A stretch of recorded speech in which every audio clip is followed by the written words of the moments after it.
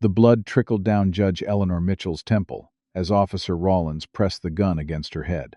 Not so high and mighty now, are you? He had no idea who she really was. And she realized as sirens wailed in the distance that might be her only advantage. Before we dive into this shocking story, let me know where you're watching from in the comments below. Hit that like button and subscribe to join our community of truth seekers. How would you react if you witnessed this injustice happening right in front of your eyes? Let's find out what led to this terrifying moment and how Judge Mitchell fought back against a system designed to silence her. Judge Eleanor Mitchell had earned her reputation as one of the most respected federal judges in the Eastern District of Michigan over 20 years on the bench. At 53 years old, she commanded respect in her courtroom with unwavering fairness and legal brilliance that even her occasional critics acknowledged. Today, however, was not a day for courtrooms and legal proceedings.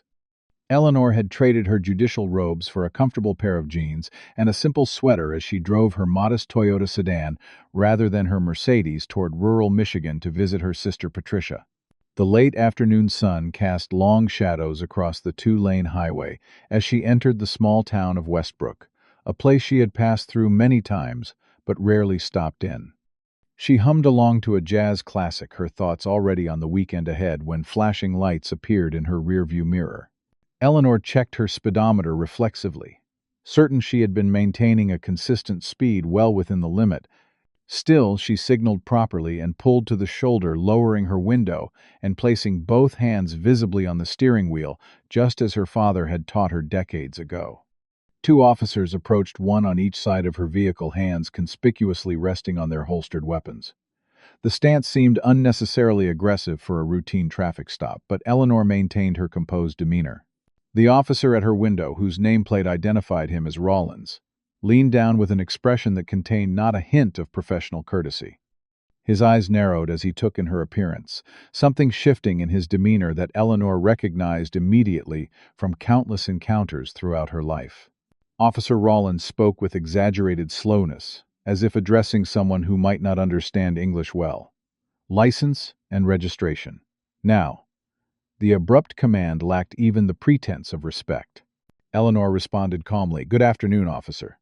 May I ask why I was pulled over?" The second officer, positioned at the passenger window, and whose nameplate read Bennett, scoffed audibly. Rawlins' face hardened. "You were doing 40 in a 35. License and registration, or are we going to have a problem?" Eleanor knew with absolute certainty that she had been driving precisely at the speed limit, but she recognized the situation unfolding before her. She had witnessed it countless times in her courtroom, had heard the testimony of dozens of black defendants whose routine traffic stops escalated into something far more sinister. "I don't believe I was speeding, officer, but I'm happy to provide my information. I would also like your badge numbers, please." This simple, legally appropriate request triggered an immediate reaction. Rawlins leaned closer, his face contorting with poorly concealed contempt. "Listen here, sweetheart. You people are always causing trouble driving through where you don't belong. How about you worry less about my badge and more about doing what you're told?" The phrase "you people" hung in the air between them, its meaning unmistakable. Eleanor had heard those exact words in depositions and testimonies, had seen them in transcripts and police reports. As a federal judge, she had presided over numerous civil rights cases where those two words featured prominently. She maintained her composure, decades of courtroom discipline serving her well. "I'll provide my license and registration, Officer Rawlins, but I would still like your badge number and your partner's as well." Officer Bennett moved around to join his partner, smirking as he approached. "We got ourselves a lawyer here, Jason. Watch out." Rawlins chuckled, the sound entirely devoid of humor. "Nah, she probably just watches a lot of those cop shows, don't you, honey?" Eleanor reached slowly toward her purse on the passenger seat to retrieve her identification. In that instant, Bennett shouted, "She's reaching for something weapon." The situation exploded into chaos with shocking speed. Both officers drew their weapons, yanked open her door, and physically dragged Eleanor from her vehicle with excessive force. Her shoulder wrenched painfully as they spun her around and slammed her against the side of her car. Cold metal handcuffs bit into her wrists as Rawlins secured them with unnecessary tightness. "Looks like we got resisting arrest and threatening an officer now," Bennett said. his voice carrying a note of satisfaction as he roughly searched through her purse. Finding her wallet, he flipped it open and whistled. "Pretty nice car for someone like you." "Where'd you steal it from?" Eleanor felt a familiar surge of indignation but channeled it into careful observation. Throughout her career, she had developed the ability to mentally record details during high-stress situations, a skill that had served her well during complex trials. Now she cataloged every inappropriate comment, every violation of procedure, every excessive action. She made a deliberate decision not to reveal her position as a federal judge. This wasn't about using her authority to escape mistreatment, but about documenting how these officers behaved when they thought they were dealing with an ordinary black woman. A passing car slowed as it approached the scene, and Eleanor noticed a teenager in the passenger seat, holding up a phone clearly recording the incident. Officer Bennett noticed too, immediately abandoning his search of her belongings to march toward the vehicle, shouting for them to move along. The car accelerated quickly away, but Eleanor took note of the license plate number, mentally filing it away as potential evidence. Rollins roughly guided her toward the patrol car, continuing to make racially charged comments under his breath. "Nice car designer purse. Always amazes me how you can afford these things. Must be a real good job, huh?" The implication was clear, a suggestion that any black person with nice possessions must have obtained them illegally. Eleanor remained silent, observing and remembering, all while the handcuffs dug painfully into her wrists, and the reality of what was happening settled over her like a heavy cloak. She was being arrested not for any actual crime, but for the unforgivable offense of being black, in a place where Officers Rollins and Bennett had decided she didn't belong. As they placed her in the back of the police cruiser, Eleanor looked out at her. Toyota still parked on the roadside, thinking of the irony that she had chosen to drive the more modest of her vehicles today. Had she been in her Mercedes, she suspected their assumptions about theft would have been even more pronounced. The cruiser pulled away from the scene, carrying Eleanor toward the Westbrook police station, and an encounter that would ultimately expose a depth of corruption she could never have anticipated. The Westbrook police station appeared as though it hadn't been renovated since the 1970s, with dingy fluorescent lighting casting a sickly pall over cracked linoleum floors and water-stained ceiling tiles. Eleanor noted these details with the same careful attention she applied to the more troubling aspects of the station's interior, particularly the Confederate flag coffee mug on one desk and the vintage whites-only sign displayed as what appeared to be an office decoration framed as though it were a valued historical artifact rather than a shameful relic. The officers led her through a processing area where she received contemptuous glances from other uniformed personnel who barely looked up from their work. No one questioned the sight of a middle-aged woman in handcuffs being roughly guided toward the holding cells, suggesting this was far from an unusual occurrence in Westbrook. Eleanor's handcuffs were removed only after she was placed in a small holding cell that already contained two other detainees, both black. The steel door clanged shut with a finality that Eleanor had heard described in her courtroom but had never personally experienced. She rubbed her wrists, noting the red marks where the too tight cuffs had left their impression, and turned her attention to her cellmates. The younger woman, who appeared to be in her late 20s, sat on one of the cell's two benches, with her arms crossed tightly over her chest. The young man, barely out of his teens, paced the small space with nervous energy. Eleanor introduced herself simply as Eleanor, deliberately omitting her title. The young woman looked up with wary eyes. "I'm Tasha," she said finally. "This is Marcus. They just brought him in before you." Tasha's story emerged in halting sentences punctuated by bitter laughter, entirely devoid of humor. She had been shopping at a local boutique when the owner accused her of shoplifting, despite Tasha having a receipt for the small bottle of perfume in her shopping bag. When Officer Rollins responded to the call, he had immediately handcuffed Tasha without asking for her side of the story or checking her receipt. Marcus's situation was equally troubling. The 19-year-old had just finished his shift at the local grocery store and was waiting for his ride in the parking lot when Officer Bennett approached him, demanding to know what he was doing loitering. Despite showing his employee badge and explaining he was waiting for his mother to pick him up, Marcus was handcuffed and brought in for suspicious behavior and potential trespassing. Eleanor listened carefully, asking occasional questions that drew on her decades of legal experience without revealing her position. She noted the similarities in their stories, the same officers, the same disregard for rights, the same presumption of guilt. Most importantly, she recognized the pattern emerging, one she had seen in numerous civil rights cases throughout her career. Their conversation halted abruptly when heavy footsteps approached the cell. A large man with a sheriff's star on his chest and the name Hargrove embroidered on his uniform appeared, flanked by officers Rollins and Bennett. His salt and pepper hair and weathered face suggested he was in his late 50s, and the way the other officers deferred to him made his position of authority clear. He looked at the three detainees with undisguised contempt. Well, what have we got here? Busy day in Westbrook. His eyes settled on Eleanor, narrowing slightly. You're the one giving my officers trouble on a simple traffic stop, huh?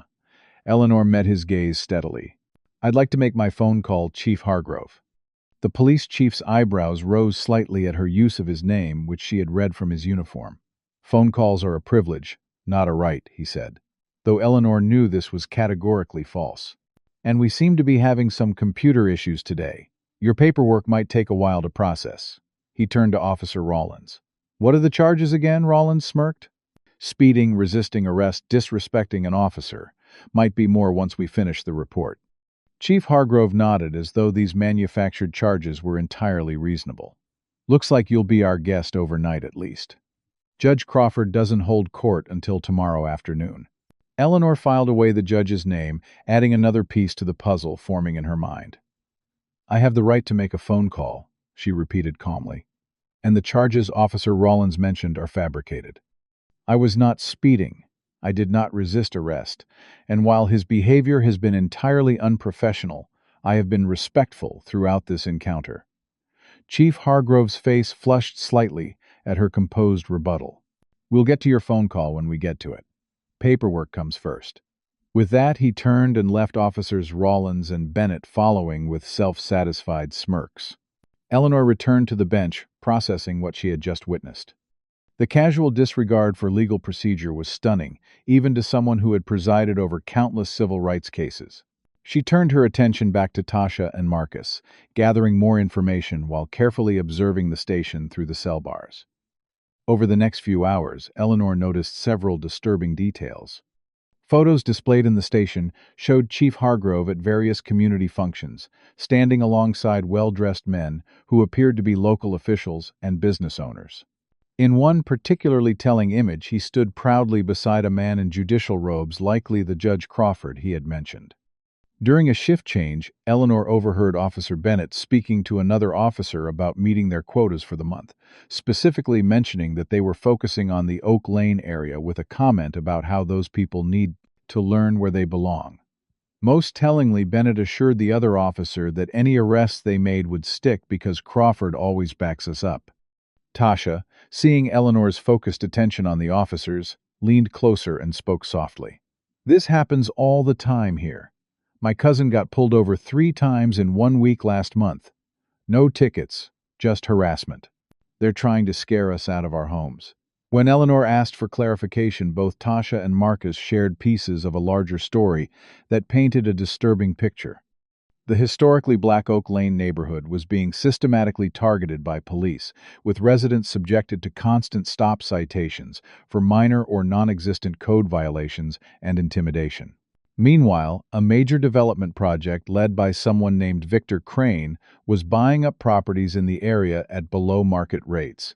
My grandmother got offered half what her house is worth, Marcus explained.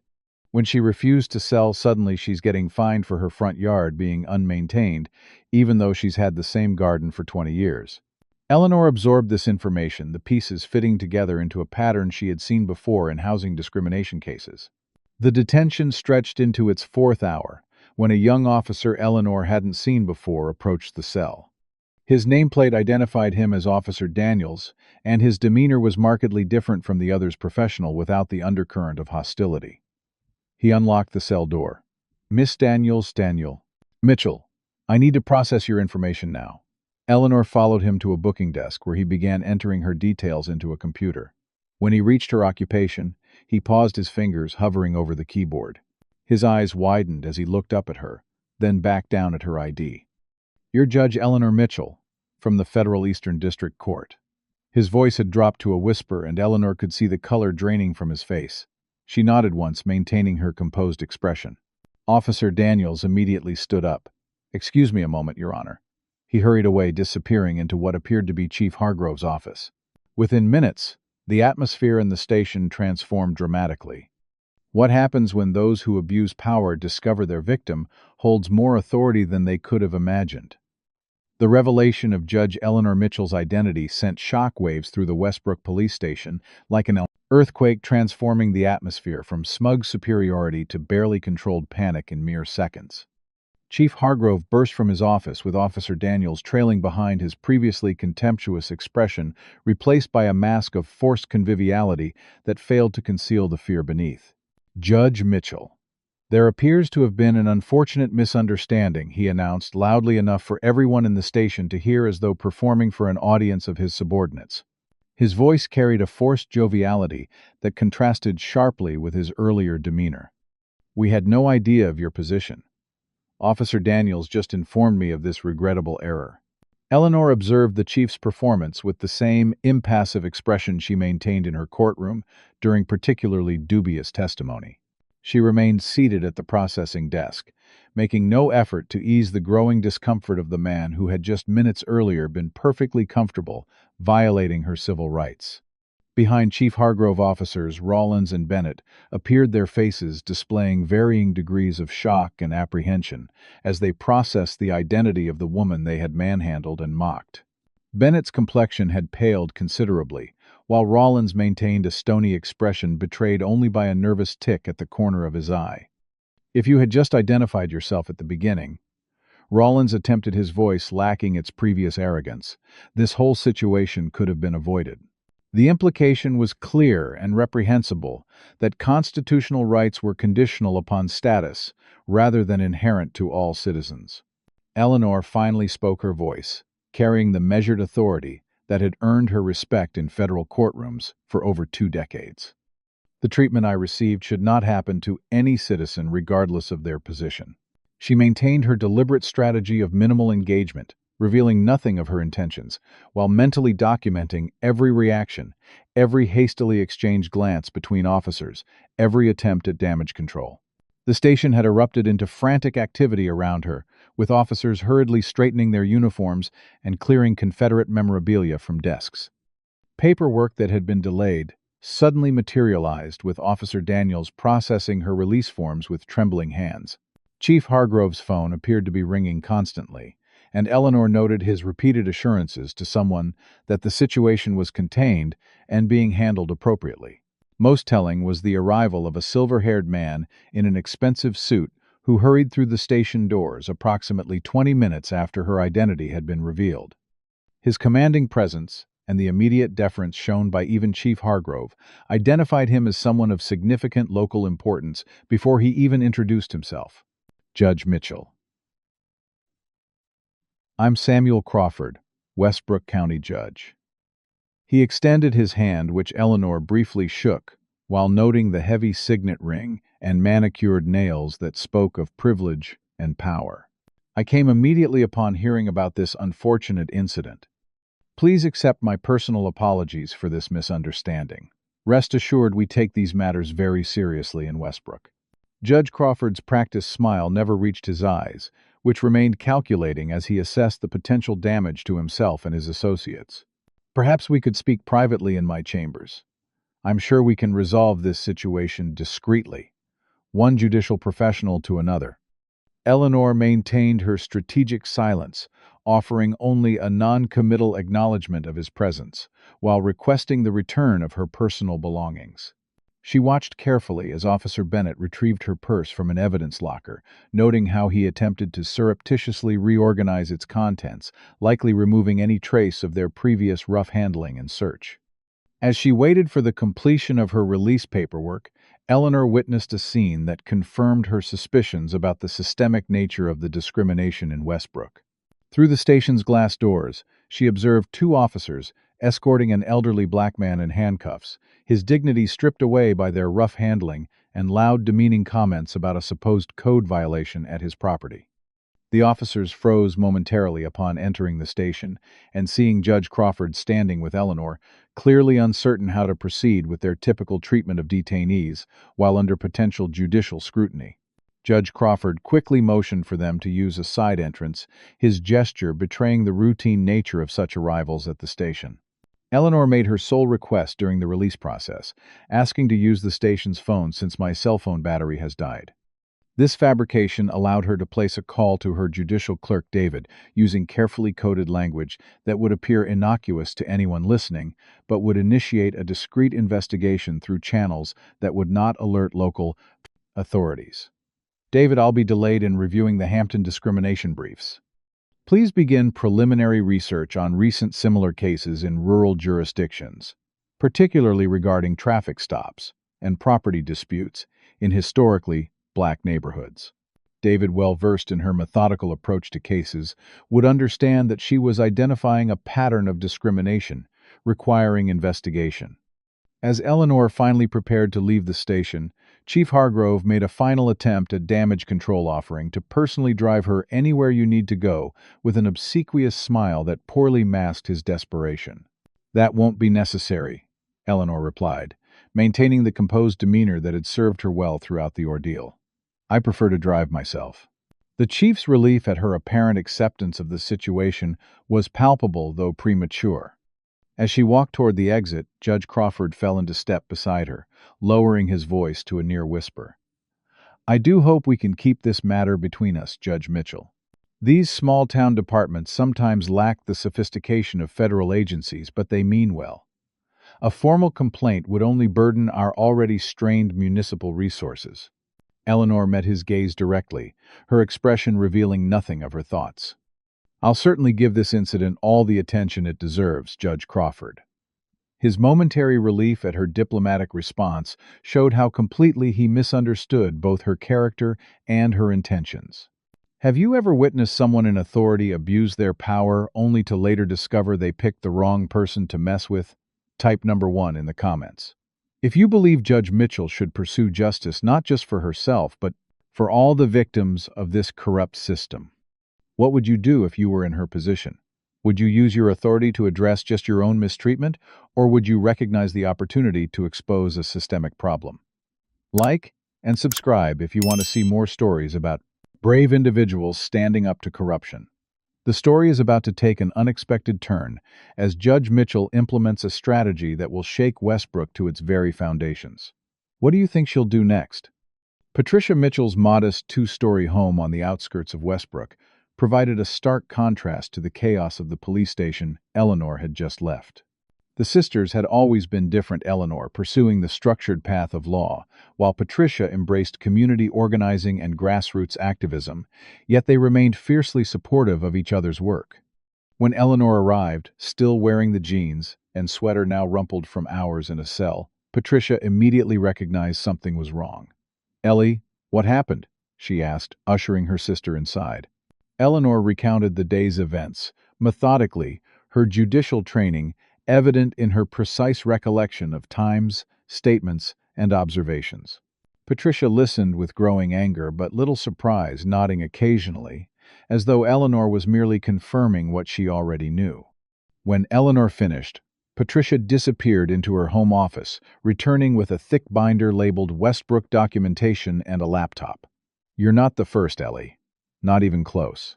What Patricia revealed over the next 2 hours transformed Eleanor's understanding of what had happened to her from an isolated incident of discrimination into a piece of a much larger, more sinister pattern. For 3 years, Patricia had been meticulously documenting cases of racial discrimination throughout Westbrook, particularly focusing on the historically Black Oak Lane district. Her binder contained dozens of interviews, transcribed and notarized photographs of questionable police interactions, statistical analyses showing disproportionate arrest rates for Black residents, and documentation of property seizures and code enforcement actions that almost exclusively targeted non-white homeowners. Patricia opened her laptop, displaying a map of Westbrook, with the Oak Lane neighborhood highlighted. This area has been home to Black families since the 1920s, when it was established by former sharecroppers who moved north. Most of these families have owned their homes for generations. She clicked through to another screen showing property transactions over the past 5 years. See this pattern. Crane Developments has been buying properties throughout Oak Lane at way below market value. And look at the properties they've acquired. The screen showed a clear pattern of strategic purchases, creating a patchwork of ownership throughout the neighborhood. Eleanor immediately recognized the implications. They're creating development pressure from within, forcing holdouts to sell. Patricia nodded grimly. And guess who helps apply that pressure? She flipped through her binder to a section labeled Police Interactions, revealing dozens of incidents where Oak Lane residents had been subjected to seemingly random traffic stops, questionable arrests, and excessive code enforcement. The pattern was undeniable, with Officer Rollins and Bennett featuring prominently in many reports. The police harass residents until living here becomes unbearable. Meanwhile, code violations pile up often for issues that go unaddressed in white neighborhoods. When homeowners can't pay the mounting fines, liens are placed on their properties. Eleanor processed this information with growing outrage, her analytical mind already forming connections. And Judge Patricia's expression hardened. Signs off on everything.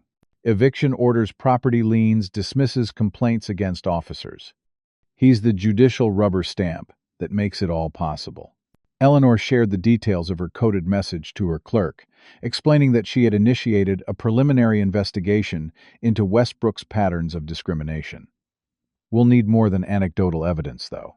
We need documentation of direct coordination between the police, the court, and this developer Crane. Patricia hesitated, then revealed one final piece of evidence she had been reluctant to share. There's something else, Ellie. I've been trying to build a legal case, but no attorney will touch it. The last lawyer who tried to challenge Crane's developments mysteriously found himself facing disbarment proceedings after Judge Crawford reported him for ethics violations. He abandoned the case to save his career. This revelation confirmed Eleanor's suspicions about the depth of corruption in Westbrook. That evening, while Patricia prepared dinner, Eleanor used her sister's computer to conduct preliminary research. Her federal credentials gave her access to databases typically unavailable to the public, allowing her to examine Westbrook's legal history more thoroughly. What she discovered painted a disturbing picture. Over the past decade, every complaint filed against the Westbrook Police Department had been dismissed by Judge Crawford's court. Meanwhile, code enforcement actions against Oak Lane properties had increased by 400%, while similar actions in predominantly white neighborhoods had decreased.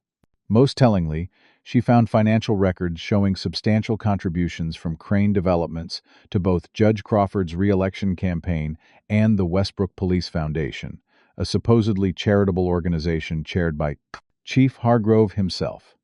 As Eleanor continued her research across town at Judge Crawford's private residence, an emergency meeting was taking place.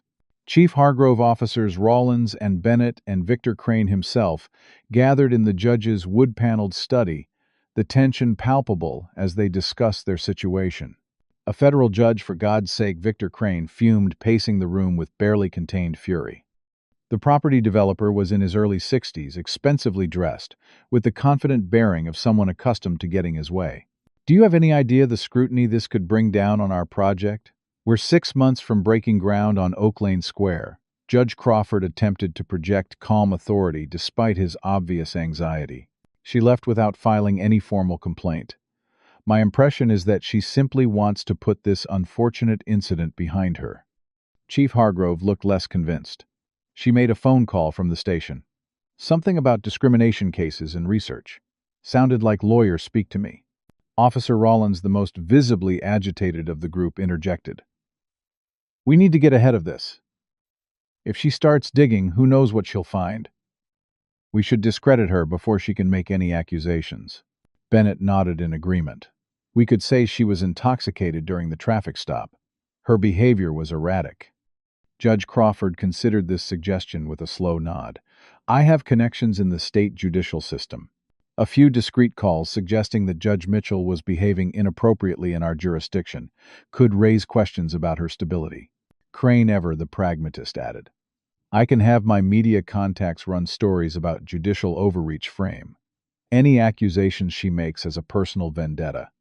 Samuel, you'll go on record saying you reached out professionally, and she rejected reasonable discussion.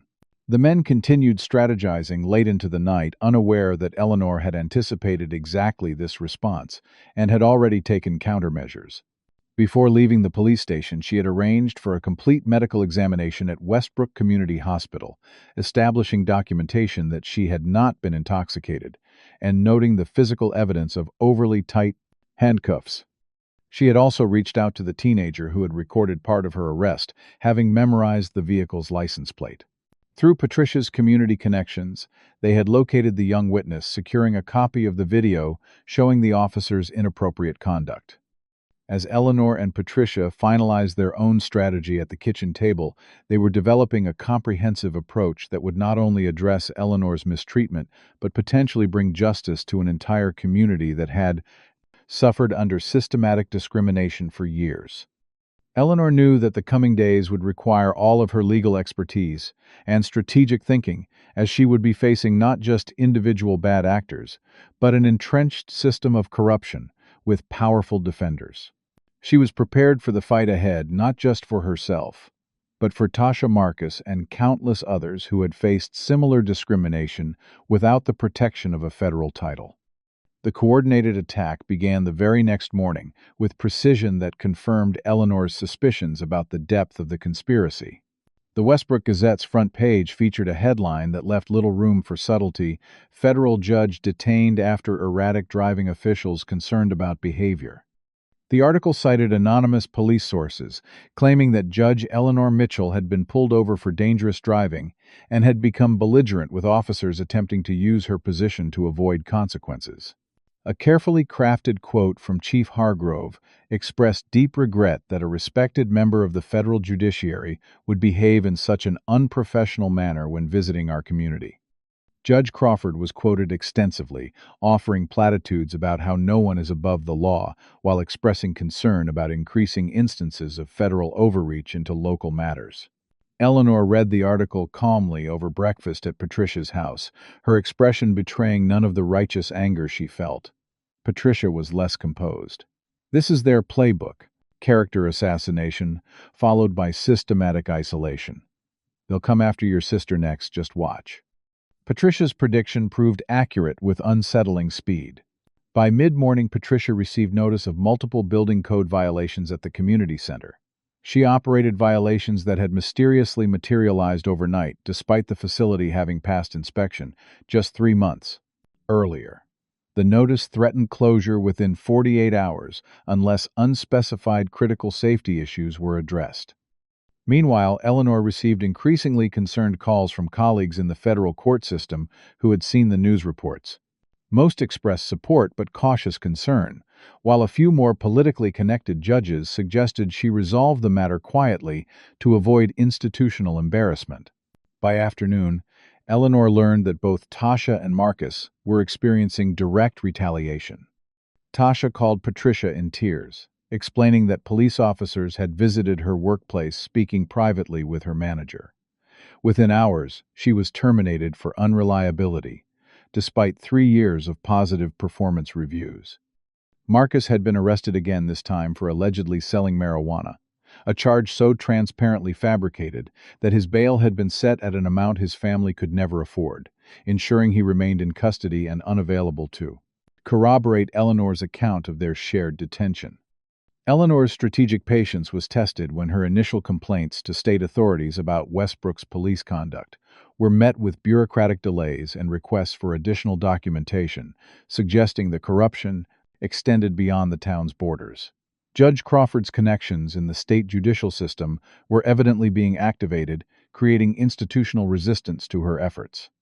That afternoon, Eleanor and Patricia met with civil rights attorney Damon Reynolds in his modest office 30 miles from Westbrook, far enough away to avoid immediate detection by Crawford's network. Reynolds, a dedicated attorney in his early 40s who had spent his career fighting discrimination cases, looked exhausted as he reviewed the evidence they had gathered.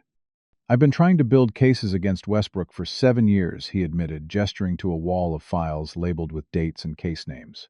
23 separate instances of clear civil rights violations. each one dismantled through witness intimidation, evidence tampering, or judicial dismissal. Reynolds pulled several files spreading photographs, affidavits, and court transcripts across his desk. 3 years ago, I represented a black business owner whose property was seized after fabricated health code violations. Witnesses who initially provided statements suddenly recanted, claiming they had been misunderstood. Judge Crawford dismissed the case for lack of evidence. Another file contained documentation of 5 traffic stops, identical to Eleanor's experience, complete with similar charges of resisting arrest and disrespecting officers. Every single case was thrown out by Crawford with disciplinary referrals against the attorneys who brought the complaints. Despite this history of defeat, Reynolds looked at Eleanor with newfound determination. But none of my previous clients was a federal judge with first-hand experience of their tactics. That changes everything. Eleanor used her federal credentials and contacts, judiciously working through trusted channels to quietly assemble resources while maintaining public silence that increasingly unnerved Hargrove and Crawford. She arranged secure federal storage of all evidence Patricia had collected, protecting it from potential seizure or destruction by local authorities. She contacted the Department of Justice's Civil Rights Division through a former clerk, now working there, providing preliminary information about potential patterns of discrimination without yet filing a formal complaint. Most importantly, she scheduled a confidential meeting with the State Attorney General's office, bypassing the local channels that had already proven compromised. The meeting took place in a private conference room at a federal building in Detroit, with Eleanor presenting the evidence systematically to 2 senior investigators. Their response was both validating and concerning. "We've been aware of problems in Westbrook for some time," admitted Deputy Attorney General Lawrence Chen, sliding a thin file across the table. "3 complaints have reached our office in the past 2 years, but witnesses retracted statements before we could build cases." His colleague's senior investigator, Monica Patterson, was more direct. "Judge Mitchell, we believe there's substantial corruption in Westbrook, but we've been unable to penetrate what appears to be a closed system. Judge Crawford has powerful political connections that have hampered previous investigations." Eleanor understood the unspoken message that even the State Attorney General's office faced political obstacles in confronting the entrenched corruption. This realization only strengthened her resolve to build an airtight case that could withstand both legal challenges and political pressure. A potential breakthrough came from an unexpected source that evening, when Eleanor received an anonymous text message. "Not all of us support what's happening. Need to talk." Courthouse parking lot, midnight. Despite Patricia's concerns about a potential trap, Eleanor recognized the necessity of developing inside sources. With careful precautions, including a location change to a more public area and attorney Reynolds positioned nearby as a witness, Eleanor met with the sender of the message, who turned out to be Officer Daniels, the young officer who had first recognized her at the station. Visibly nervous but determined, Daniels revealed that he had joined the Westbrook Police Department just 8 months earlier after graduating from the academy with idealistic notions about community service. "What I've seen since then keeps me awake at night," he admitted, his voice barely above a whisper despite the deserted parking lot. "There's a direct pipeline from Hargrove to Crawford to Crane. They call it community improvement, but it's just systematic harassment of black residents until they give up and sell to Crane at whatever price he offers." Daniels offered to provide crucial inside information, including dashboard camera footage that was supposedly lost, internal emails showing deliberate targeting of Oak Lane residents, and financial records indicating officers received bonuses based on arrests and property seizures in the district. His motivation became clear when he revealed his own grandmother had lost her home in a similar development scheme in another town years earlier. "I need protection, though," he insisted. "If they suspect I'm talking to you, I won't just lose my job.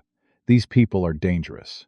Eleanor promised appropriate protections through federal witness programs if his information proved substantive, understanding that Daniels could be the key to breaking open the case.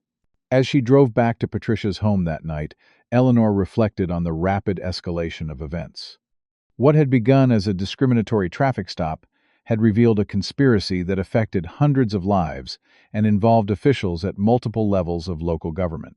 The responsibility weighed heavily on her, but so did the rare opportunity her position afforded her to address systemic injustice that would typically remain shielded from accountability. Her judicial training had taught her patience and thoroughness. But the mounting pressure against witnesses like Tasha and Marcus, along with the threatening notice against Patricia's community center, suggested they might not have the luxury of time.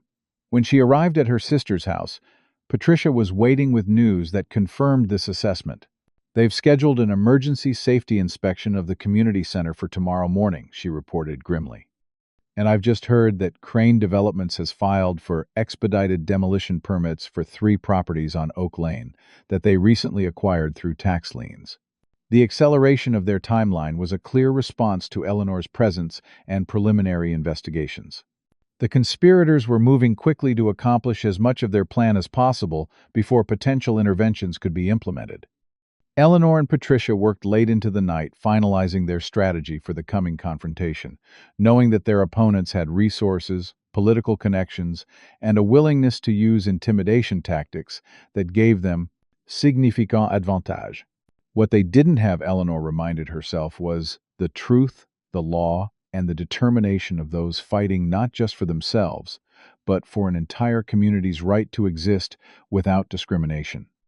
As she finally retired to the guest bedroom in Patricia's home, Eleanor knew the coming days would test every aspect of her legal expertise, strategic thinking, and personal courage. How far will corrupt officials go to protect their power when they realize someone has the authority to expose them? The answer became frighteningly clear as the conflict between Judge Eleanor Mitchell and Westbrook's power structure escalated into increasingly dangerous territory. The morning after her meeting with Officer Daniels, Eleanor noticed a dark sedan parked across from Patricia's house, the driver making no attempt to conceal his surveillance. Later that day, as she visited the Oak Lane neighborhood to speak with residents affected by the discriminatory practices, the same vehicle maintained a consistent distance, its presence an obvious intimidation tactic.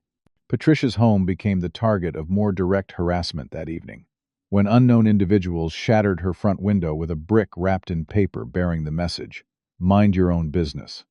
The local police response was tellingly delayed, with officers arriving nearly 2 hours after Patricia's call and conducting only a cursory investigation before suggesting that kids in the neighborhood were likely responsible. The threatening phone calls began the following day, made to both women from untraceable numbers. Voices disguised but messages clear. Drop it or face consequences. Eleanor documented each incident methodically, adding them to the growing body of evidence, while refusing to be deterred from her investigation. When Eleanor visited the county courthouse to review public records related to property transfers in Oak Lane, she found herself confronted by Judge Crawford himself in an empty corridor. His approach was a masterclass in judicial doublespeak, alternating between veiled threats and offers of professional courtesy. "I've always had the greatest respect for federal jurists," he began, his practiced smile never reaching his cold eyes. "We operate in different spheres, of course, with different jurisdictions and concerns." He stepped closer, lowering his voice. "Colleagues should respect each other's territories, don't you agree? When lines blur, it creates unnecessary complications for everyone involved." When Eleanor remained impassive, neither accepting his premise nor revealing her intentions, Crawford shifted tactics. "I understand you've been making inquiries about certain property matters in Westbrook. Perhaps I could offer some local context that might save you considerable time and effort. Over dinner, perhaps, professional courtesy between judges." Eleanor responded with careful neutrality, thanking him for his concern while committing to nothing. Crawford's parting comment removed any pretense of collegiality. "I'd hate to see a distinguished career affected by misunderstandings in a small-town matter. The judicial community is smaller than it appears, and reputations are easily damaged." The implied threat hung in the air as he walked away, leaving Eleanor with absolute certainty about the depth of corruption she was confronting. The stakes escalated dramatically when Eleanor discovered her federal office had been broken into with specific case files missing, particularly those related to civil rights violations and housing discrimination. The official investigation labeled it a random burglary despite the targeted nature of the stolen documents. The same night, Officer Rollins parked his patrol car directly outside Patricia's home floodlights, deliberately aimed at bedroom windows, the harassment continuing hourly throughout the night as he activated sirens and spotlights under bed. The pretense of routine patrols.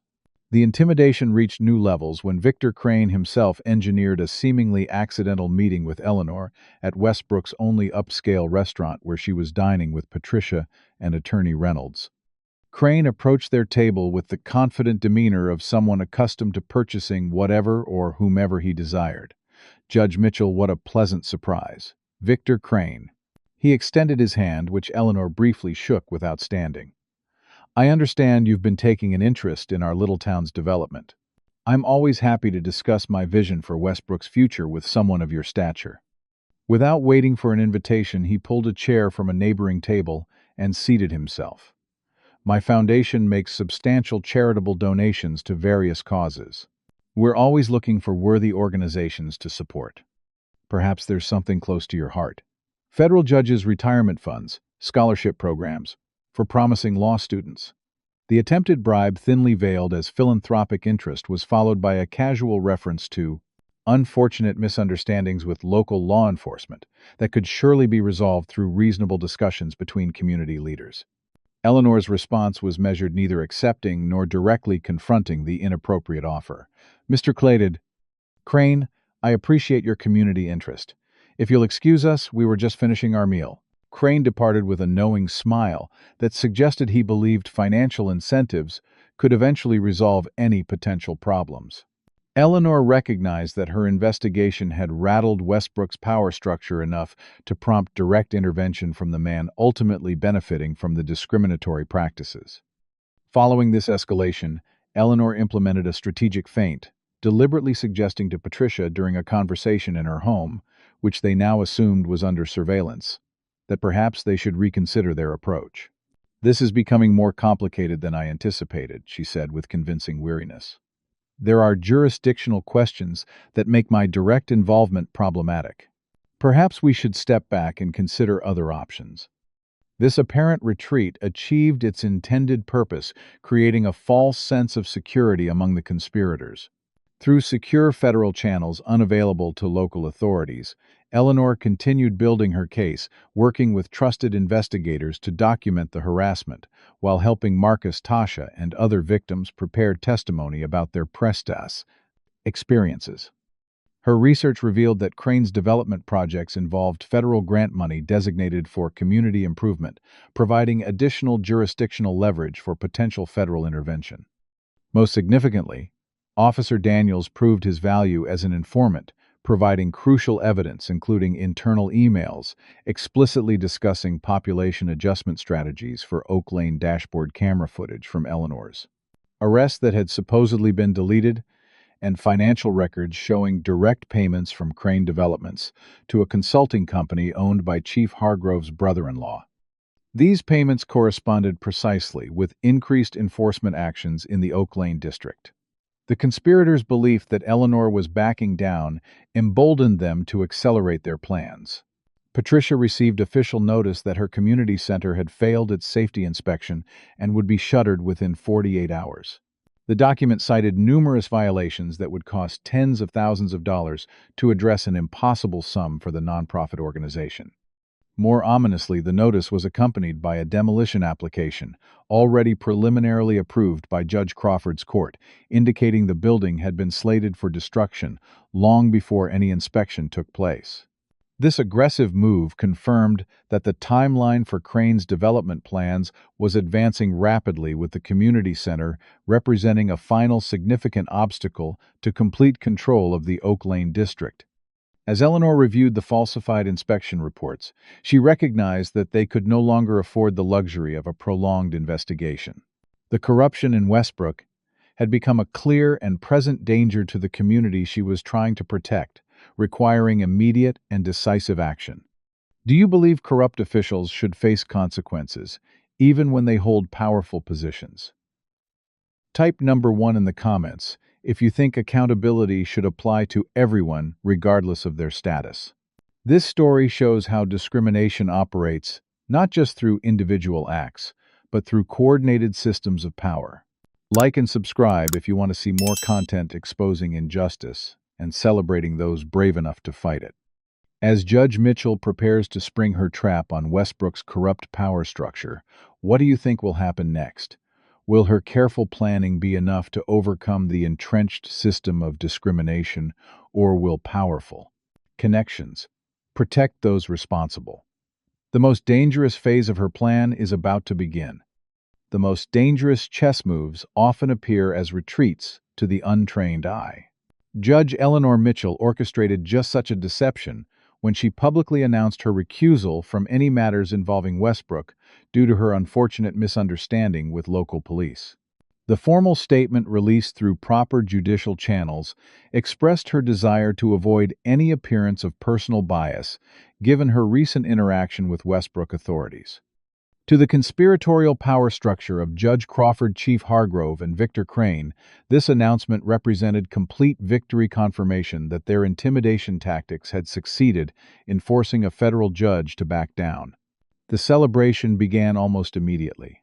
Judge Crawford called an impromptu gathering at his lavish home, where Chief Hargrove arrived with an expensive bottle of scotch and a self-satisfied smile. "Told you she'd fold." Once we applied some pressure, he boasted, pouring generous drinks for Crawford and Victor Crane, who had arrived moments later in his customary chauffeur-driven luxury sedan. Crane raised his glass in a mocking toast. "To federal judges who know their place." Crawford chuckled, swirling the amber liquid. "She's smarter than I gave her credit for. Recognized a losing battle when she saw one." What none of them realized was that Eleanor's public recusal was the first move in a carefully orchestrated strategy to create precisely the false sense of security they now enjoyed. Working with trusted federal marshals who operated outside local channels, Eleanor had already placed sophisticated recording devices throughout locations where the conspirators were likely to meet, including Crawford's home study, Hargrove's office, and the private room at Westbrook Country Club, where Crane held his business meetings. The second phase of her plan involved creating circumstances that would prompt the conspirators to discuss their scheme openly, believing themselves free from scrutiny. Through secured federal channels, Eleanor arranged for a carefully crafted story to appear in legal publications, suggesting that a major Justice Department investigation into small-town housing discrimination had been indefinitely shelved due to resource constraints and jurisdictional challenges. The article, ostensibly about national budget priorities, specifically mentioned that federal authorities would be focusing on major urban centers rather than isolated rural incidents. This false information, combined with Eleanor's public recusal, created the perfect environment for the conspirators to lower their guard. The strategy proved effective beyond Eleanor's expectations. Within days of the article's publication, recording devices captured a meeting between all three principal conspirators in which they discussed not only the current Oak Lane development scheme, but the 15-year history of their corrupt partnership. Judge Crawford, loosened by success, and several glasses of scotch reminisced about their first collaboration. "Remember Old Man Wilson's property, first black doctor in Westbrook, thought his medical degree made him untouchable. How many health code violations did we manufacture before he finally gave up?" Hargrove laughed. 17. "And when he tried to fight it in court, you hit him with contempt charges 3 times until he was broke." Crane, ever the businessman, steered the conversation to current opportunities. "With the federal judge out of the picture, we need to accelerate Oak Lane acquisitions. I want demolition to begin within 30 days. My investors are getting impatient." The recording captured explicit discussions of their methodology, with Hargrove detailing how officers were directed to target specific homeowners who refused to sell, manufacturing charges that would result in fines, court appearances, and baccass, eventual financial exhaustion. Crawford explained his role in ensuring that any legal challenges were quickly dismissed, while also using his judicial authority to approve liens, foreclosures, and expedited property transfers. Most disturbingly, the conversation turned to previous individuals who had attempted to expose their activities. "Remember that community organizer from 5 years ago, Johnson, I think his name was," Crawford mused. "Started gathering testimonies from Oak Lane residents talking about class action lawsuits." Hargrove nodded. "Had to be taken care of. Shame about that fatal traffic accident." The implication of their involvement in the death of a potential whistleblower provided Eleanor with critical information about the lengths to which the conspirators would go to protect their scheme. This recording alone contained sufficient evidence for federal prosecution, but Eleanor continued gathering additional documentation, building an airtight case that would be impervious to procedural challenges or political interference. During this phase of her investigation, Eleanor made several crucial discoveries. Through Officer Daniels' continued cooperation, she learned that Judge Crawford and Chief Hargrove had been operating their corruption scheme for over 15 years, targeting not just Oak Lane but any black-owned property that Crane or his business associates considered valuable for development. The systematic discrimination had resulted in the displacement of dozens of families, the destruction of historic businesses, and the erasure of cultural landmarks significant to Westbrook's black community. Most disturbing were the connections Daniels helped establish between the conspiracy and 3 suspicious deaths over the past decade, all individuals who had begun asking questions about patterns of discrimination in property seizures. While none had been officially classified as homicides, the circumstances suggested foul play disguised as accidents or medical emergencies. Eleanor worked discreetly with Tasha, who had lost her job due to police intervention, helping her document workplace discrimination, while filing a federal complaint that required preservation of evidence. This strategic filing prevented the destruction of employment records that would later prove critical in establishing the pattern of harassment. Similarly, she maintained contact with Marcus through his family, gathering details about his latest arrest, while building a case for malicious prosecution. Most significantly, Eleanor identified 7 other victims of similar discriminatory treatment who were willing to testify despite fears of retaliation, each providing pieces of a puzzle that, when assembled, revealed the comprehensive nature of Westbrook's systemic discrimination. Using her judicial authority, Eleanor initiated a sealed federal investigation, ensuring that information remained contained within trusted channels that would not leak back to Westbrook officials. The investigation proceeded with extraordinary precautions, with all documents stored in secure federal facilities rather than local offices that might be compromised. As Eleanor's case built toward its inevitable conclusion, Victor Crane, unaware of the mounting evidence against him, moved to accelerate his development plans. Demolition equipment appeared near Patricia's community center, preparing for immediate action once the 48-hour notice period expired. Property owners in Oak Lane received final eviction notices, many with timelines that violated state law but bore Judge Crawford's authorizing signature. In response to this acceleration, Eleanor implemented a legal countermove that confused the conspirators while buying critical time for final evidence gathering. Using her federal authority through an associate judge, as she herself was officially recused, she obtained an emergency federal injunction, halting all demolition and eviction actions in Oak Lane, citing an ongoing civil rights investigation. The injunction, with its reference to an investigation that Crawford, Hargrove, and Crane believed had been abandoned, created immediate confusion and concern among the conspirators. Their response, captured on the surveillance devices, revealed growing paranoia. What investigation? Crawford demanded during an emergency meeting in his chambers. Mitchell recused herself. The Justice Department shelved the discrimination inquiry. Hargrove paced nervously. Could be a bluff, using another judge as a front while she pulls strings behind the scenes. Crane, more pragmatic, focused on immediate concerns. Whatever it is, we need to contain it quickly. My investors have committed $50 million to this development. Delays are unacceptable. Their discussion turned to Eleanor herself, with Crawford suggesting they needed more permanent solutions to the Mitchell problem. This ominous turn confirmed Eleanor's assessment of the danger they posed and accelerated her timeline for intervention. Within hours of this recorded conversation, Officer Daniels contacted Eleanor through their secure channel with an urgent warning. "They're planning something against you." Rollins and Bennett were called to a private meeting with Hargrove. When they came out, they were gathering surveillance equipment and checking out an unmarked vehicle. This intelligence prompted Eleanor to make final preparations for the culmination of her strategy, a controlled confrontation that would force the conspirators to reveal themselves fully while ensuring her own safety. She contacted trusted federal marshals, briefing them on the evolving threat while establishing a secure communication protocol. She arranged for Patricia to temporarily relocate to a safe location outside Westbrook, ensuring her sister would not become a target for retaliation. Most critically, she prepared for what she anticipated would be the conspirators' final desperate move against her, a move that would ultimately seal their fate. The pieces were in place for the final act of Eleanor's carefully orchestrated strategy, a confrontation that would either expose and dismantle Westbrook's corrupt power structure or place her in genuine personal danger. As she made her final preparations, Eleanor reflected on how a simple traffic stop motivated by racial bias had revealed a conspiracy spanning decades affecting countless lives and protected by those sworn to uphold the very laws they systematically violated.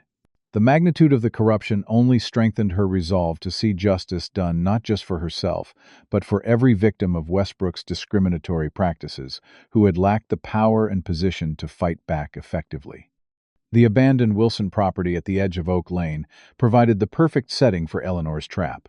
Once the home of Westbrook's first black physician, the historic structure now stood empty, another casualty of the town's discriminatory practices. Thick woods surrounded the property on three sides, offering concealment for the federal marshals Eleanor had positioned strategically around the perimeter. As dusk settled over the overgrown yard, Eleanor parked her car in the circular driveway, making no attempt to hide her presence. She had arranged for a trusted journalist to leak information about a meeting between herself and a confidential informant at this location, knowing the conspirators' surveillance would quickly detect her movements. The weathered porch creaked under her feet as she entered the house, taking position in what had once been an elegant front parlor. 4 concealed cameras had been installed earlier that day, providing complete coverage of the room while transmitting to a secure federal location. Eleanor checked her watch, knowing that patience would be her ally in the coming confrontation. She had deliberately chosen not to carry a weapon, understanding that any appearance of threat on her part would undermine the legal case she was building. She didn't wait long. Headlights swept across the room's faded wallpaper as a vehicle approached, slowly parking behind her car to block any potential escape. Through the dusty window, Eleanor observed Officers Rollins and Bennett exiting an unmarked police car, their movements betraying tension as they surveyed the property. They approached the house with the exaggerated caution of men expecting trouble, hands resting on their holstered weapons. The front door opened without a knock, both officers entering with flashlights that swept the dim interior until they found Eleanor standing calmly in the center of the parlor. Judge Mitchell Rollins began, his tone mockingly formal. Interesting place for a meeting. Planning to buy this dump, Bennett remained near the door, effectively blocking the only exit while Rollins advanced into the room. Eleanor maintained her composed demeanor, her voice steady as she responded. Officers Rollins and Bennett, I assume Chief Hargrove knows you're here. The question suggesting knowledge of their coordinated actions visibly unsettled both men. Rollins recovered quickly, a smirk forming as he circled the room. We're just conducting routine patrol. This property has had break-ins. Imagine our surprise finding a federal judge trespassing. Eleanor seized the opportunity to direct the conversation. I find it interesting that of all the vacant properties in Westbrook, you focus particular attention on those in Oak Lane, especially properties whose owners have refused to sell to Victor Crane. The specific reference to Crane triggered an immediate reaction, Bennett exchanging a quick glance with Rollins that confirmed their connection to the developer. Don't know what you're talking about, Rollins replied, his casual tone contradicted by his increasingly aggressive posture. But since you brought it up, we've been hearing concerns about a federal judge overstepping her authority, harassing local officials, making accusations without evidence. Eleanor remained motionless as Rollins moved closer, deliberately invading her personal space. In fact, Judge Crawford is very concerned about your mental state. Stress of the job getting to you, maybe, making you see discrimination where there's just good police work. The mention of Crawford confirmed the judicial connection to her harassment, another piece of evidence captured by the hidden cameras. Eleanor pressed further her strategy to provoke more explicit admissions. I have evidence of systematic discrimination against black property owners in Oak Lane, coordinated between the police department, Judge Crawford's court, and Victor Crane's development company. Bennett finally spoke, his voice tight with anger. Evidence? Like what? The word of criminals and troublemakers? Nobody's going to believe them over respected officers and a county judge. Eleanor maintained eye contact with Rollins, whose proximity had become overtly threatening. Financial records showing payments from Crane to Hargrove's family members, coinciding with increased enforcement actions in Oak Lane. Internal police emails directing officers to target specific properties that refused Crane's offers. Testimony from multiple victims of fabricated charges. Dashboard camera footage from my own arrest that mysteriously disappeared from official records. With each item she listed, Eleanor could see the realization dawning on both officers that her investigation had penetrated deeper than they had believed possible. Rollins' demeanor shifted abruptly from mocking to menacing. Sounds like you've been busy. Too busy. Some people might consider that interference with police business. Dangerous hobby, especially in a town you don't understand. The veiled threat hung in the air between them. Eleanor responded calmly. I understand Westbrook perfectly, Officer Rollins. I understand how you and Bennett target black residents with pretextual traffic stops. How Chief Hargrove assigns bonuses based on arrests and citations in Oak Lane. How Judge Crawford dismisses complaints and fast-tracks evictions. How 3 people who asked too many questions about your operation died under suspicious circumstances. The mention of deaths visibly startled both officers, Bennett taking a step forward, while Rollins' hand moved to rest on his weapon. You should be very careful about making accusations like that, Judge Rollins said, his voice dropping to a dangerous whisper. People who push too hard tend to have accidents around here. Like that community organizer Johnson a few years back. Tragic brake failure, as I recall. The admission captured on multiple recording devices was precisely what Eleanor had been working to elicit. She pressed further, maintaining her composed exterior despite the escalating threat. And Dr. Wilson, the original owner of this house. Another accident, Rollins laughed. A cold sound, devoid of humor. Heart attack. Very sad. Though the stress of fighting all those code violations probably didn't help his condition. He moved closer still, his intimidation tactics now blatant. You know federal judges have accidents too. Remote roads, single vehicle crashes. Happens all the time. Eleanor met his gaze steadily. Is that what Judge Crawford and Victor Crane have decided? That I need to have an accident? The question was direct, designed to provoke an explicit connection between the officers and their co-conspirators. Bennett shifted uncomfortably, but Rollins had grown overconfident. Crawford thinks you're becoming a liability that needs to be addressed. Crane has development plans that can't wait for legal battles. Hargrove agrees that Westbrook would be better off without your interference. With each word, Rollins was confirming the conspiracy Eleanor had painstakingly documented. His next action escalated the confrontation to its most dangerous point, as he deliberately drew his weapon, pointing it directly at Eleanor. So here's how this ends, Judge Mitchell. You decided to meet an informant at an abandoned property in a high-crime area. Unfortunately, when officers responded to reports of trespassing, you became agitated, threatening. In the resulting confrontation, tragic mistakes were made. Very sad. But these things happen when federal authorities overstep into local matters. Eleanor maintained her remarkable composure even with the weapon aimed at her. And you believe that story will hold up to federal investigation. Rollins pressed the gun against her temple, recreating the scene from Eleanor's initial hook, as he replied with chilling confidence. What investigation? Your recusal is on record. Your reputation will be questioned after Crawford releases his concerns about your mental stability. Any evidence you've collected will be dismissed as the obsessive gathering of a troubled mind. With the gun still pressed against her head, he added mockingly, Not so high and mighty now are you. It was the moment Eleanor had anticipated the explicit threat and admission of the broader conspiracy captured on multiple recording devices. She responded with 3 words that changed everything. Federal marshals now. The room erupted into controlled chaos, as marshals burst through doors and windows, weapons drawn, shouting commands. Rollins was disarmed and restrained before he could react, the shock on his face, indicating he had genuinely believed the location was unobserved. Bennett attempted to flee, but was quickly apprehended outside the house.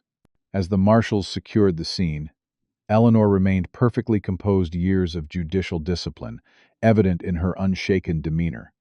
despite the weapon that had been pressed against her head moments earlier.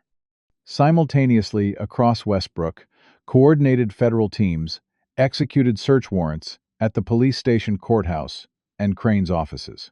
The operations had been timed, precisely preventing any opportunity for evidence destruction once Rollins and Bennett were known to be in custody. At the police station, Chief Hargrove reacted with panic, barricading himself in his office and attempting to destroy documents. The standoff lasted nearly an hour before several younger officers, including Daniels, refused to support their chief, effectively ending any resistance. Judge Crawford was apprehended while attempting to flee the jurisdiction, a hastily packed suitcase and offshore banking documents in his possession, providing additional evidence of consciousness of guilt. The most dramatic scene unfolded at Crane Development Headquarters, where Eleanor personally accompanied federal agents.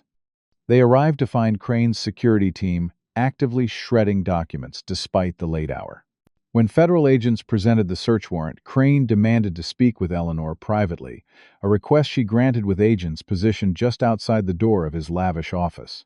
"This is unnecessary." Judge Mitchell Crane began his developer's charm, replaced by cold calculation. "We're both professionals who understand how the world works. Name your price." When Eleanor remained silent, he continued, his desperation becoming evident. $1 million. $5 million. A foundation in your name with whatever funding you require. This doesn't need to become a public spectacle. Eleanor's response was measured, her voice carrying the authority that had made her respected in federal courtrooms for decades. "Mr. Crane, you're being investigated for conspiracy to violate civil rights, corruption of public officials, fraud, and potentially accessory to murder. There is no price that would make those charges disappear." Crane's facade cracked completely, his voice rising as he made a final desperate offer. $10 million tonight. Cash, offshore accounts, however you want it structured. Everyone has a price, Judge. "What's yours?" Eleanor stood, signaling the end of their conversation. "Justice isn't for sale in my courtroom, Mr. Crane. Not at any price." As she turned to leave, he grabbed her arm, hissing, "Do you have any idea who I know? The connections I have, this will never go to trial." Federal agents entered, immediately removing his hand and placing him under arrest. The moment was captured by journalists Patricia had alerted, who had gathered outside the building based on her tips about significant law enforcement activity. The image of Victor Crane being escorted from his offices in handcuffs became the visible symbol of the corruption exposed in Westbrook. Later that night, as the initial arrests expanded into a comprehensive operation, Eleanor visited the local jail where Marcus was being held on fabricated charges. The young man's expression transformed from resignation to disbelief as she approached his cell, accompanied by federal marshals with release papers. "Is this real?" he asked, tears forming in his eyes as the cell door opened. "It's real," Eleanor confirmed, "and your testimony helped make it happen." She made a similar visit to Tasha, bringing news that federal employment discrimination charges had been filed against her former employer for terminating her at police direction. The young woman broke down in tears as Eleanor explained that her courage in sharing her experience had contributed to exposing the broader pattern of discrimination. "I never thought anyone would believe us over them," Tasha admitted, wiping away tears. "Most people wouldn't have the power to fight back." Eleanor clasped her hand warmly. "Which is exactly why those of us who do have that power must use it. This wasn't just about what happened to me. It was about what's been happening to all of you for years." As dawn broke over Westbrook, the first news reports began broadcasting details of the federal operation that had exposed years of systematic discrimination and corruption. Eleanor watched from Patricia's living room as preliminary charges were announced against 15 individuals, including the 3 primary conspirators and multiple officers and officials who had facilitated their scheme. The television showed footage of evidence being removed from Judge Crawford's chambers, Chief Hargrove's office, and Crane's corporate headquarters. Most powerfully, it showed residents of Oak Lane gathering outside the community center, which had been saved from demolition by the federal injunction, many embracing and weeping as they realized the system that had oppressed them for so long was finally being dismantled. The confrontation that had begun with a discriminatory traffic stop had evolved into one of the most significant civil rights operations in the state's recent history, revealing not just individual acts of bias, but an entire system designed to deprive citizens of their rights and property based on race. As Eleanor finally allowed herself a moment of rest, she knew that the work of rebuilding trust and creating genuine justice in Westbrook was just beginning, but the critical first step of accountability had been achieved. 6 months transformed Westbrook beyond recognition. The autumn leaves painted Oak Lane in brilliant gold and crimson as Judge Eleanor Mitchell drove slowly through the neighborhood, noting changes both subtle and profound since that fateful traffic stop last spring. The most visible transformation appeared at the entrance to the police station, where a new sign announced Westbrook Police Department under new leadership, community-oriented policing. Inside those walls, a comprehensive overhaul had taken place. Chief Hargrove now resided in a federal penitentiary serving a 20-year sentence for corruption evidence, tampering, civil rights violations, and conspiracy charges. The department operated under federal oversight, with interim leadership provided by a respected retired state police commander with expertise in community policing reforms. Officer Daniels, whose crucial testimony had helped break the case open now, worked with the new administration implementing training reforms focused on implicit bias recognition and constitutional policing standards. The courthouse had undergone equally significant changes. Judge Crawford awaited trial on multiple federal charges, having been denied bail due to his attempted flight, and the discovery of offshore accounts established to hide proceeds from the corruption scheme. Visiting judges from other jurisdictions temporarily managed Westbrook's legal proceedings until a special election could establish new judicial leadership. The most dramatic physical transformation appeared where Crane's luxury development had been planned. The once powerful developer had declared bankruptcy after federal investigations revealed widespread fraud throughout his business empire. His Oak Lane Square project had been permanently abandoned, with the land now being redeveloped through a community-led initiative championed by Patricia. Eleanor parked outside the community center, now bustling with activity, as residents participated in planning sessions for neighborhood revitalization. Inside, she found Patricia directing volunteers, her energy seemingly inexhaustible despite the challenges of the past months. "The Historical Society approved our application," Patricia announced as Eleanor entered. "The Wilson House and 5 other original Oak Lane properties will receive historical landmark designation, protecting them from future development pressure." The room contained many familiar faces. Tasha, now employed as the center's program coordinator, led a committee discussing economic development opportunities for the neighborhood. Marcus, preparing for his first semester of law school with Eleanor's mentorship, helped elderly residents navigate paperwork for property restoration grants. Eleanor observed their work with quiet satisfaction, recognizing how adversity had transformed into opportunity for these young leaders. "The federal investigation keeps expanding," Patricia noted as they toured the building. 3 more towns with similar patterns have been identified. Your task force is making waves. The Special Federal Task Force, examining patterns of discrimination in small towns, represented perhaps Eleanor's most significant professional achievement from the Westbrook case. Using Westbrook as the template, investigators had identified similar conspiracies in other jurisdictions, where developers, local officials, and law enforcement worked together to systematically displace minority communities through discriminatory practices. The professional consequences of Eleanor's actions had been mixed. Some colleagues in the federal judiciary criticized what they viewed as overstepping traditional judicial boundaries, suggesting she had become too personally involved in the case. Others, particularly those with backgrounds in civil rights law, praised her courage in using her position to address systemic discrimination that might otherwise have remained shielded from accountability. These conflicting perspectives collided during Eleanor's confirmation hearing for promotion to the Circuit Court of Appeals, a position she had been nominated for before the Westbrook incident, but which now faced increased scrutiny. The Senate Judiciary Committee hearing room fell silent as Eleanor addressed the final question from Senator Richardson, who had been particularly critical of her methods. "Judge Mitchell, many of us are troubled by your direct involvement in what was essentially a sting operation against local officials. Some might argue this represents judicial activism rather than the restraint expected from the federal bench. How do you respond to concerns that you overstepped the proper role of a judge, Eleanor?"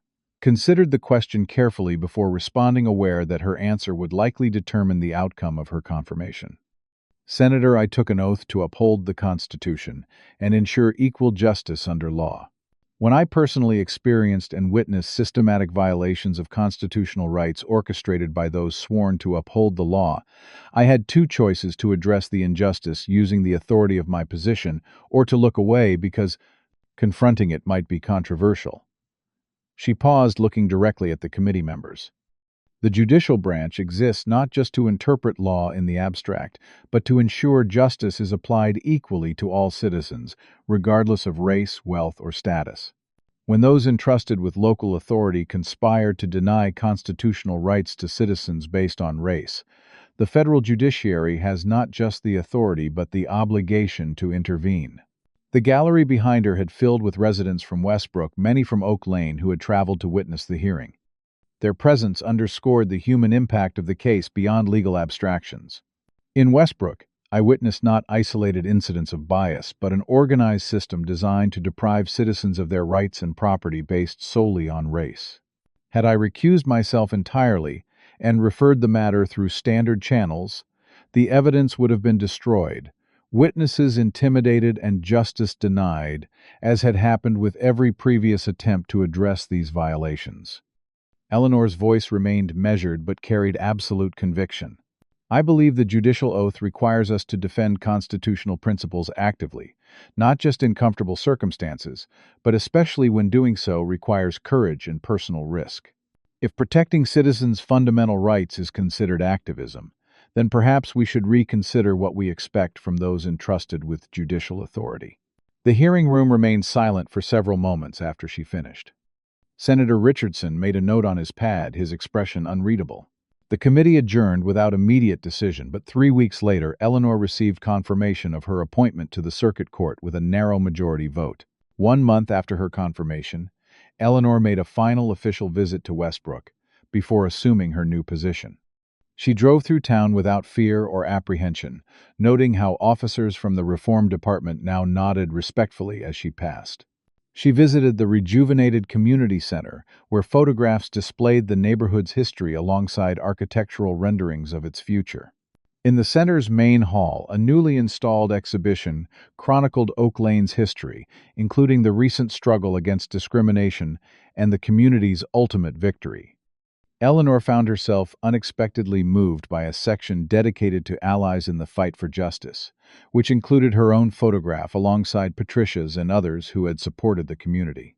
As she prepared to leave, Marcus approached with a small group of students from the youth leadership program he had established. "Judge Mitchell, would you mind speaking with our group? Many of them are considering careers in law after what happened here." Eleanor spent an hour with the students, answering questions about the legal system and sharing her belief that law could be a powerful tool for positive change when wielded with courage and integrity. One young woman asked the question Eleanor had considered many times during the past months. "If you hadn't been a federal judge, would anyone have believed you or helped you when the police mistreated you?" Eleanor acknowledged the painful truth. Probably not. Which is precisely why those of us with authority must use it to ensure justice for those who lack such protection. The measure of any legal system is not how it treats the powerful, but how it protects the vulnerable. Before departing, Eleanor met privately with Tasha, who now led a community oversight committee for the police department. "We're interviewing candidates for permanent chief next week," Tasha reported proudly. "The committee has actual authority in the selection process, not just advisory input." Her growth from frightened detainee to confident community leader represented the most meaningful outcome of the Westbrook transformation. As Eleanor drove away from Westbrook for the final time before beginning her new judicial role, she passed the town's entrance sign, which now featured a recently added phrase beneath the population count, "Where justice matters for everyone." The simple addition represented both acknowledgement of past failures and commitment to a more equitable future. Eleanor reflected on how a discriminatory traffic stop had exposed not just individual bias, but an entire system of corruption, and ultimately created opportunity for genuine transformation. The road toward justice was rarely straight or simple, requiring courage from ordinary citizens like Tasha and Marcus, who risked retaliation by speaking truth, commitment from advocates like Patricia, who documented patterns others preferred, to ignore integrity from insiders like Officer Daniels, who chose conscience over complicity, and occasionally the willingness of those with power to risk their positions by standing firmly for constitutional principles. Has this story changed how you think about discrimination and the systems that sometimes enable it? If you believe everyone deserves equal treatment under the law regardless of their position or background, please hit the like button and subscribe to see more content exploring important social issues. Share this story with someone who might appreciate a powerful example of justice prevailing against systemic corruption. What other stories of courage against discrimination would you like to hear? Comment below with your thoughts or experiences. Thank you for joining me on this journey through one judge's fight for justice in Westbrook. And remember that positive change often begins with one person refusing to accept injustice, even when confronting it comes at personal risk. This story reveals how racism often operates not through isolated incidents, but through coordinated systems of power. When Judge Mitchell was pulled over, she encountered not just individual prejudice, but an entire network designed to protect wealth and privilege by systematically oppressing black residents. The lesson is profound. True justice requires confronting not only individual acts of discrimination, but the institutions that enable them. Power becomes dangerous when concentrated among those who abuse it without accountability. Crawford, Hargrove, and Crane created a closed system where they could violate rights with impunity because they controlled all avenues of local redress. This teaches us that accountability mechanisms must exist at multiple levels to prevent corruption. Equally important is the courage of individuals who risk everything to oppose injustice. From Officer Daniels risking his career to Tasha and Marcus facing retaliation, transformation required ordinary people making extraordinary choices. Their actions remind us that systems only change when people within them refuse to remain complicit. Finally, the story teaches that privilege carries responsibility. Judge Mitchell could have used her position merely to escape personal mistreatment. Instead, she recognized her unique ability to expose corruption that had harmed countless others without her power and resources. True leadership means using privilege to uplift those without it.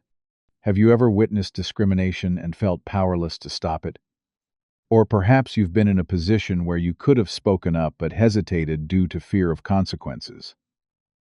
This story reminds us that justice often depends on courage from everyday people willing to stand against powerful systems. If this story resonated with you, please hit the like button to help it reach others who might draw strength from Judge Mitchell's example. Subscribe to our channel for more powerful narratives about ordinary people confronting extraordinary injustice in America and beyond. What would you have done in Judge Mitchell's position, or in Officer Daniels' situation, where doing the right thing meant risking everything? Share your thoughts in the comments below. Your perspective might inspire someone else facing a similar moral choice. Thank you for joining us for this journey through one of community's fight against entrenched racism. By sharing these stories, we hope to inspire the courage needed to create a world where justice truly matters for everyone, regardless of race, wealth, or status. Until next time, remember that systemic change often begins with one person refusing to accept injustice even when confronting it comes at personal risk.